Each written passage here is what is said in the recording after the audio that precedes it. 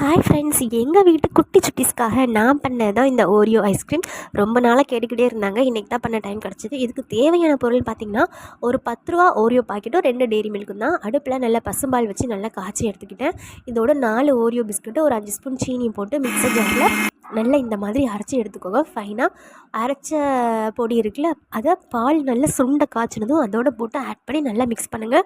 So இது நல்லா mix பண்ணி விட்டிங்க அப்படின்னா கொஞ்சம் நேரத்துலேயே உங்களுக்கு கட்டியாக ஆரம்பிச்சிடும். ரொம்ப பெரிய ப்ராசஸ்லாம் கிடையாது. இதோட 2 டெய்ரி மில்க் வாங்கினேன்ல, அதில் ஒரு டெய்ரி மில்க் இதோட ஆட் பண்ணிக்கிறேன் ஃப்ளேவருக்காக.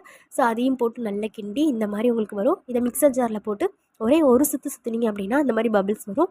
அதுக்கப்புறம் இது ஒரு ட்ரேயில் போட்டு இந்த மாதிரி மூடி ஃப்ரிட்ஜில் கொண்டு வச்சிடலாம். ஸோ வச்சுட்டு நாங்கள் மறுநாள் தான் ஓப்பன் பண்ணி பார்த்தோம்.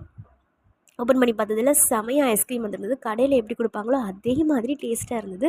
அதுக்கப்புறம் இது மேலே அந்த இன்னொரு டெய்ரி மில்க் இருந்ததில் அதை குட்டி குட்டியாக கட் பண்ணி போட்டு கொஞ்சம் பாதாம், முந்திரி, வீட்டில் இருக்கிற நட்ஸையும் மேலே தூவி